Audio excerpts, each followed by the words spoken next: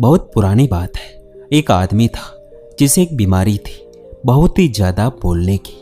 वह 2 मिनट भी शांत नहीं रह सकता था। दवाई के रूप में उसे बोलना जरूरी था, अन्यथा उसके शरीर में हलचल होने लगती थी।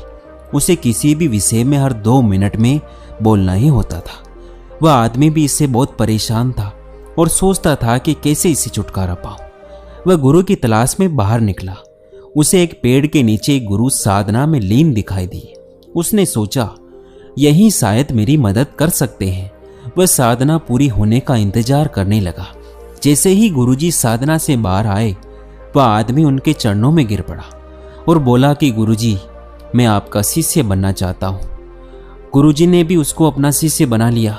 बाद में गुरुजी को पता चला कि उस आदमी को बहुत ही ज्यादा बोलने की आदत है। वह आदमी 2 मिनट भी चुप नहीं बैठ सकता। वह आदमी हर रोज गुरुजी से एक ही बात पूछता कि गुरुजी, इस दुनिया का सबसे बड़ा ज्ञान क्या है? और जब भी गुरुजी से ये सवाल पूछता तो गुरुजी चुप हो जाते, कुछ भी नहीं बोलते, क्योंकि गुरु को पता था कि शिष्य को ज्यादा बोलने की आदत है और अब इसको सबसे बड़े ज्ञान के बारे में बताना व्यर्थ की बात है। इसलिए वह चुप हो जाते, कुछ भी नहीं बोलते। वह शिष्य हर रोज एक पास वाले गांव में भिक्षा मांगने जाया करता था। वहां से भिक्षा मांगता और वहां से जो कुछ भी मिलता आश्रम में लेकर आता।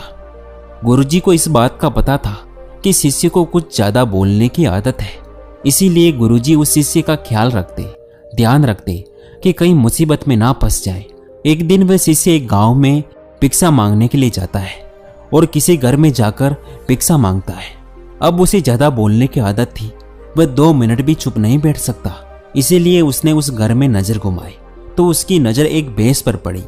भैंस शरीर में बहुत मोटी थी और उस घर का दरवाजा बहुत ही छोटा था। तभी उस शिष्य ने उस घर के मालिक से कहा, भाई साहब, आपकी भैंस तो बहुत मोटी है और आपके घर का दरवाजा बहुत ही छोटा है। यदि ये भैंस मर जाए तो इस दरवाजे से इस भैंस को बाहर कैसे निकालोगे?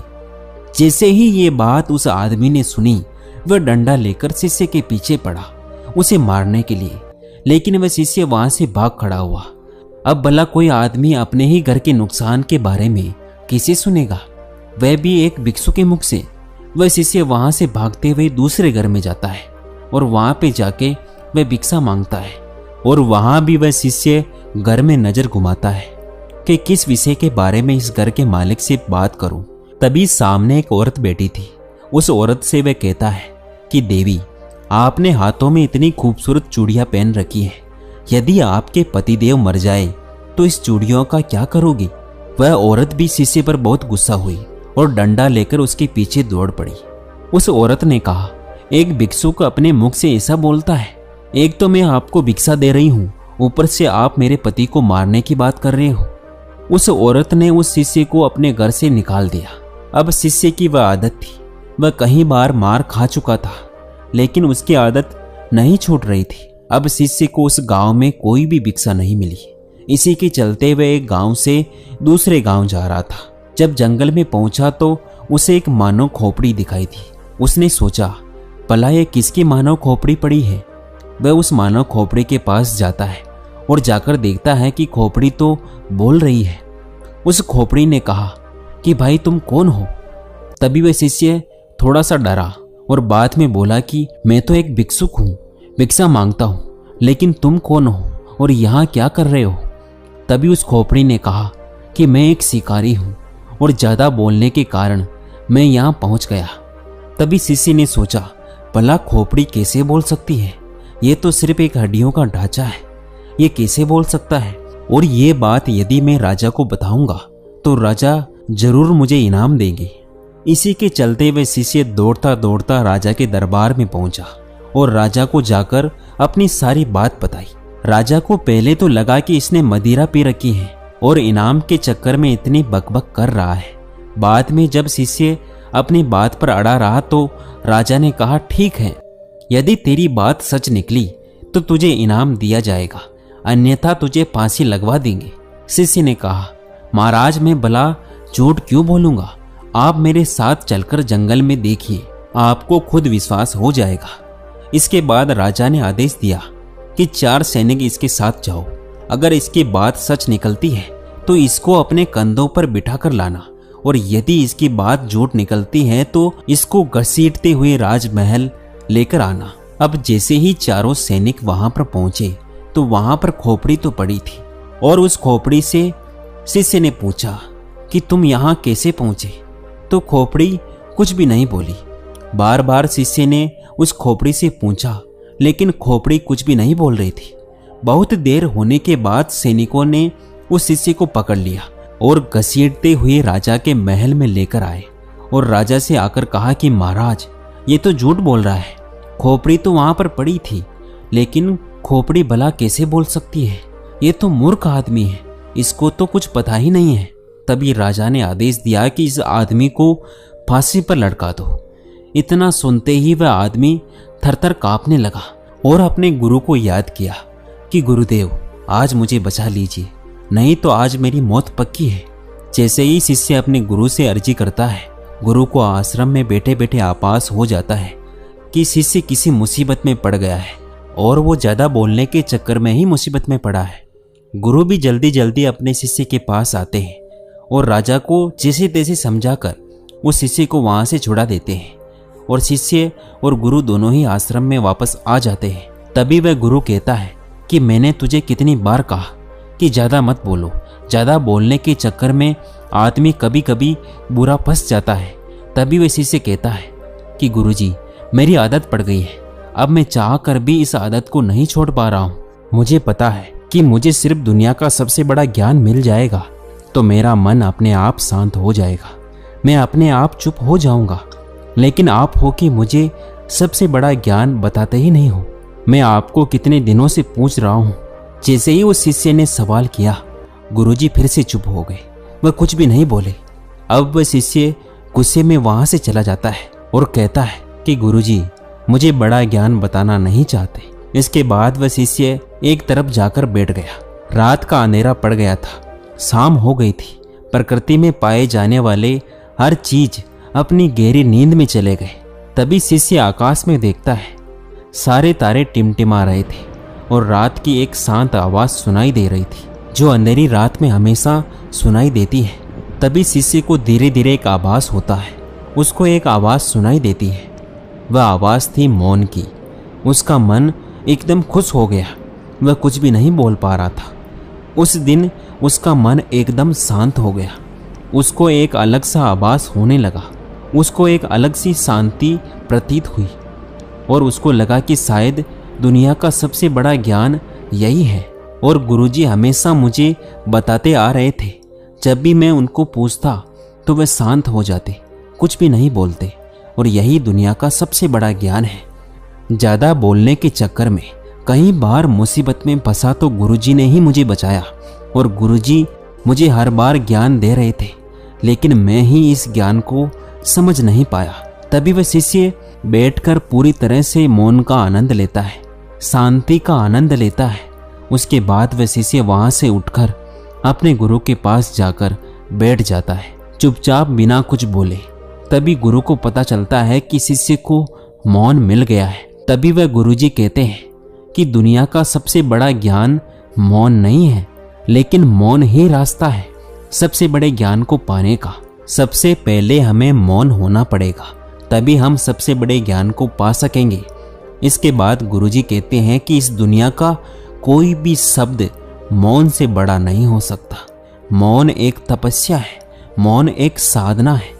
इस मौन को हर कोई धारण नहीं कर सकता, और जिसने भी धारण किया वह दुनिया के सबसे बड़े ज्ञान के चरम पर पहुंच जाएगा, सबसे बड़े सुख के चरम पर पहुंच जाएगा। उसके मन में किसी भी तरीके का सवाल नहीं रहेगा, सब सवाल खत्म हो जाएंगे, कुछ भी नहीं बचेगा, शून्य बचेगा, एक बिंदु बचेगा। बस उस बिंदु में ही चलता है असली बोध का दिया। उसके बाद वह शिष्य कहता है कि गुरुजी, आखिर मौन कैसे रहूं? मैं जब भी ध्यान करने बैठता हूं तो मेरा मन एक जगह लग ही नहीं पाता। मेरे मन में हजारों विचार आते हैं। मैं जितना मौन होने की कोशिश करता हूं उतना ही मेरे मन में ज़्यादा विचार आते हैं। ऐसे में मैं क्या करूं? उसके बाद गुरु ने कहा, मेरी बात को ध्यान से समझो। जब ध्यान करने बैठो तो मन को किसी तरह शांत करना है, इसे एक छोटी सी कहानी के माध्यम से समझते हैं। एक किसान था। वह एक गुरु के पास जाता है और कहता है कि गुरुजी, मेरे जीवन में बहुत कामकाज है, मैं काम करके थक जाता हूँ, मुझे कुछ समाधान दीजिए। उसके बाद वह गुरुजी उस किसान को एक जिन देता है और कहता है कि इस जिन को अपने घर ले जाओ, इसे जो भी बोलोगे वह सब काम ये जिन कर देगा। लेकिन हाँ, एक बात का ध्यान रखना, इसको खाली मत रखना, यदि उसको खाली बैठा दोगे तो ये तुम्हें खा जाएगा।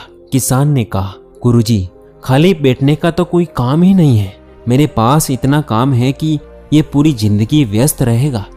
इसके बाद वह किसान उस जिन को लेकर अपने घर चला जाता है। लेकिन वह जिन था, हर काम को बड़ी जल्दी कर देता। उसने तुरंत किसान का काम कर दिया। जब खाली हुआ तो किसान ने आड़ोसी पड़ोसी के काम करवाए, फिर भी लेकिन वह जल्दी काम को खत्म कर देता और काम खत्म करके वापस किसान को बोलता कि मुझे जल्दी काम दो, नहीं तो मैं तुम्हें खा जाऊंगा। अब किसान इस चीज से परेशान होने लगा। वह वापस उस जिन को गुरुजी के पास लेकर आया और कहा कि गुरुजी, अब इसका समाधान दीजिए, ये तो बड़ा जल्दी काम को कर देता है और मुझे खाने के लिए भी कहता है।